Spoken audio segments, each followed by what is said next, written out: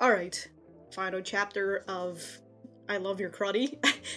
The English title still makes me chuckle, but I was sorta on a high note in the last video I made of this when I didn't expect it to end in like the next chapter, when I was talking about chapter 25 and how excited I was to see Yoshimi's demise. And then we just get this chapter and the story's over. So we did it, guys. We did it. The story's over. Congratulations. You don't have to suffer through this anymore. But in terms of the ending, and obviously this is spoilers if you guys have not read the manga yet, would I recommend you reading the manga? You know, if you feel like suffering, definitely. It's a whole different sort of Yuri, you know, it's not the nice and fluffy Yuri, so if you're sometimes tired of that and you feel like taking a dose of pain, this could be your fix, or a really bad one.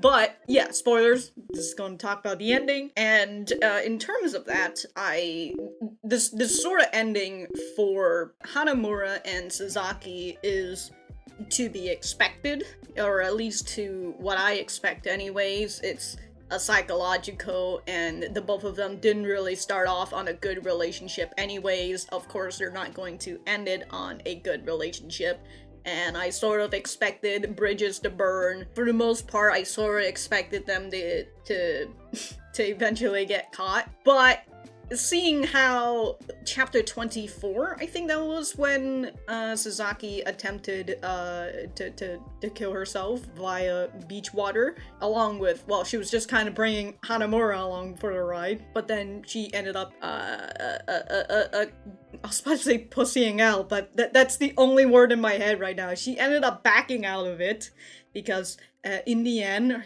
her primal fear kicked in and she did not want to die, despite wanting to die. We saw it even more in the final chapter, and again, if this mangaka could make me feel any sadder for Sasaki, they have done it in this chapter.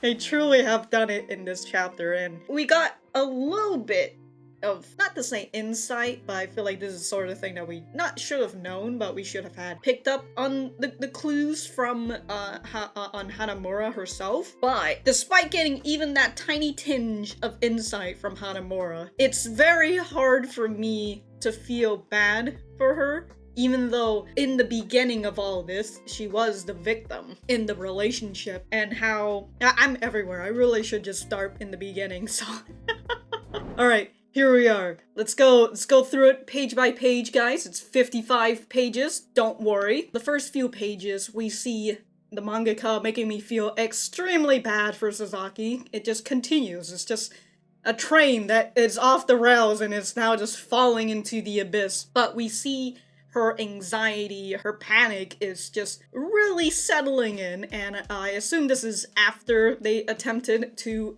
kill themselves, so they all had wet clothes, and so she's just afraid of going out. I feel like she's just starting to develop that sort of fear, you know, that fear of people, or she already sort of developed this fear of people, and perhaps now even going outside, because she's afraid that the police are going to find them and she's going to have to return to wherever she is and all that jazz. It gets up to this point where she doesn't even want Hanamura to go to work because that involves her going outside and all that. So, and also her saying, "I'll die if you're not with me," because of that codependency that she now has on Hanamura. Which is what? Oh, okay. I can't just repeat about how bad I feel for Sasaki. But yeah, it seems like they just lounge around in this living room, or this hotel room, and we get a little bit more thoughts from Sasaki. You know, she's like, "You don't have to say in such a cold tone. I know I'm being unreasonable. I just don't know what to do anymore." So now she's stuck in this limbo where she doesn't want to die, but she also doesn't know what to do anymore. And meanwhile, we go back to Hanamura, who, it was Sasaki who first considered running away, right? So Hanamura is really just out here trying to keep this whole thing going. So she sees that her mom is texting her and she's trying to come up with an excuse saying, hey, yo, if you send me a little bit more money, you know, I'll come back eventually. And she's just like, yeah, you know, I doubt it will work, but who knows. And here we see that she's got a response from her mom. She decides to take a bath. Sasaki is still assuming that perhaps she'll look for another job, so she goes into Hanamura's, into the bath when Hanamura is taking a shower, and she checks out the text to it, like, goddamn Hanamura, you should have put a password protection on this, or at the very least shouldn't have told her your password. And she sees the excuse that Hanamura did, and obviously she is very paranoid right now. So we just see Sasaki, who has tossed the phone into the trash can and it bounced out. And we just see her in this flurry, you know, she's in this paranoia panic, and Hanamura is just trying to explain to Sasaki. I want to believe Hina, but this anxiety just won't go away no matter what she says, and it's just... You know why this anxiety is not going away? It's because you're still stuck in this situation where you're being chased, where you have to be in hiding, which I feel is currently even worse than how you were previously, where you were just holed up in your house because you didn't want to go out, but now here you are outside of your comfort zone and you have an ongoing threat. But also doesn't help the fact that you're here with Hanamura, who has now made you codependent on her.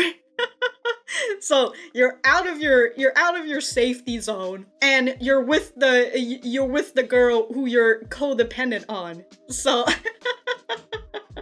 so like with those two, oh damn dude, you're just creating a whole lot more anxiety and panic inducing situation. So she thinks to herself, why do I have to be so selfish? I know I'll just end up being abandoned again, but I don't want to go back. I want to stay with her forever. It feels like this anxiety is going to crush me. Yeah, she doesn't want to go back to her school or her area where people know that she is a bully, and she just cries. Every day is still the same. Yeah, she thought that running away would have changed that feeling she had when she was holed up inside her house, but she still feels the same in the end, and she just wants to die. And this is part where I repeat, wow, I feel really bad for Sasaki, despite her having made some bad decisions, and I will get to Hanamura in just a few seconds. I'm trying to figure out whether this is actual, like, flashbacks, you know, like this is all the things that happened because they met each other in middle school and they went with each other to high school and all that. So yeah, so we're just having this all like nice moments, you know, the nice moments they've had together. And here she is, just up at 2 a.m. it looks like.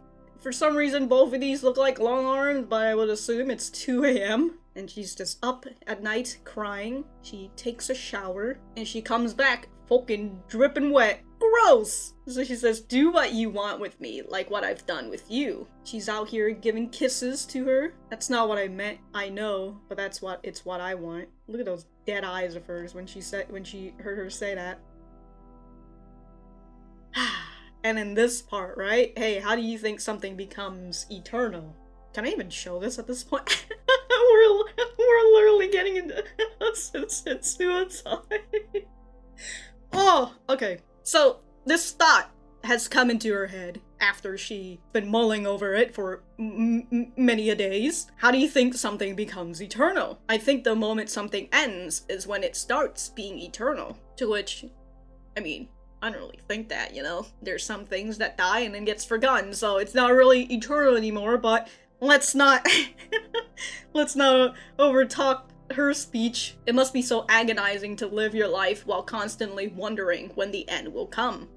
And I mean, that is a concept that gets worse and worse as you grow older, but you guys are literally still in high school. So Hina, would you make us eternal?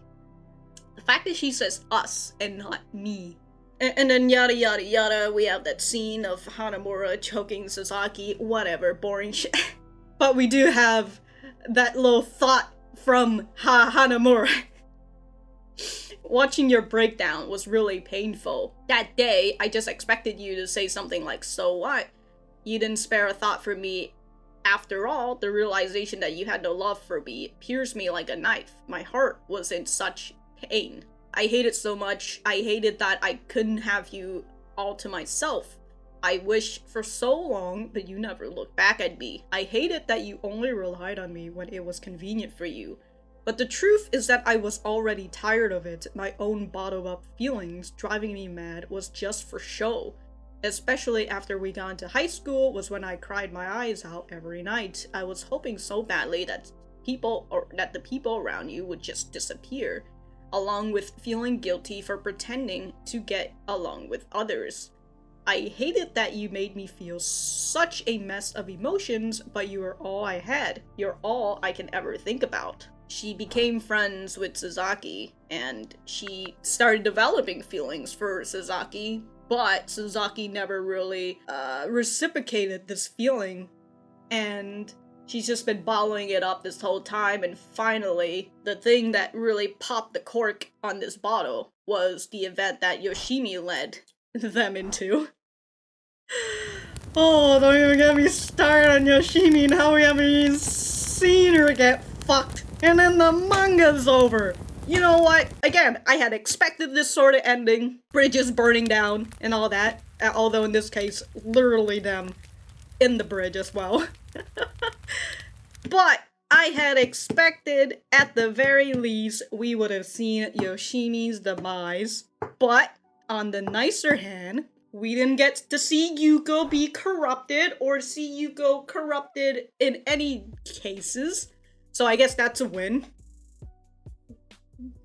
Look, I would have taken a loss of Yuko if it was us seeing Fushimi get tapped. Have I been calling her Yoshimi this whole time? Her name is it Yoshimi? It is Yoshimi. Okay, for some reason I wrote in my other picture as Fushimi, but I don't think her name is Fushimi, it's Yoshimi. Okay. Anyways, back to Hanamura and these pages that I probably won't show because, again, oh my god. It's just her saying, her being pulled between I love you and I hate you because, you know, she loves her, but she also hates her because Sasaki doesn't, reciprocate that feeling towards her. And in the end, you know, she is sort of like Sasaki. She loves seeing, Sasaki break. She loves seeing, I love your cry. So, the both of them, in the end, had, like, unhealthy relationships, and even as, Sasaki is laying there dying, and she sees the pain expression on Hanamura, which is something that she hasn't seen since the incident, and she sees that, and she thinks to herself, beautiful, because that was what she liked about Hanamura, to be able to break her and all that jazz. So, Sasaki dies, right, by Hanamura choking her out. When the choking game goes a little too strong, alright, let's not. Conveniently. Unless there was, like, a talk about the weather, like, some chapters ago, and I just don't remember. But, a snowstorm came, and Hanamura be like, aight fam, let's go out. We're gonna be out here and die here Clannad style, and right, she takes her to a park, and I assume she wanted to take her to, like, the bench or something, where they'll die together there. Well, I mean, she'll die with her, whatever. But she ends up tripping, and in the scene, she just ends up holding her hand, and she has a dream where they're at the beach, because, of course. And God, am I ever eternally upset and frustrated when I see the last panel, right, of them on the beach. And then we get this color panel of just Sasaki saying, come on, thank you for always staying with me. Now we can finally be together. Obviously, this is all in Hanamura's head. Why the fuck am I getting a little teary about this? I am upset that I am feeling sad. Oh, no. Oh. I do not appreciate this manga giving me tears in my tear ducts. Wow, that's... Anyways, we get this colored page, right? And we just see them laying dead in the snow as the sun is piercing up. And we see the fin, and when I first read this and I saw this part, right? all I could think of was, whoa, what do you think you are, 2-year eternal? Well, I can't believe it. You know, when I first read this, I was a little upset that it ended like this, and we didn't get to see Yoshimi's demise. But now that I've reread this, can't believe I got a little emotional. That makes me very upset. So, alright, after my short little break and getting to mull over things a little bit more, I take back on my tears. Those were, I mean, technically they were emotional tears, but I'm going to assume that I got so upset I started tearing up, because that is something that happens to me from time to time if I get really angry.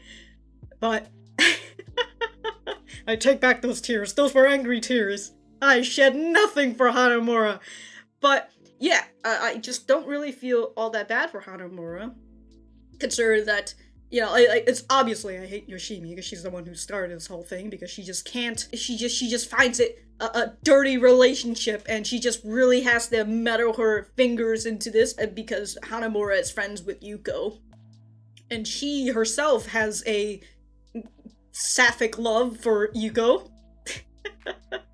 But apparently she's in the pure only camp, so she's like, get this dirty shit out of here. And so obviously, you know, Yoshimi's on my hit list, but Hanamura is also on my hit list for the fact that she made it worse. Like, even though Sasaki was the one who was on top of middle school and a little bit of high school before the incident, Hanamura still had that advantage. She just didn't realize she had that advantage until Yoshimi showed it to her, and consider that, you know, she is the victim in this relationship. She portrayed herself as such, again with the whole house thing and how she was able to just go into the house and Sasaki's mom is just like, your friend's here, she's coming to visit you almost every day. Wow, what a nice friend. Oh god.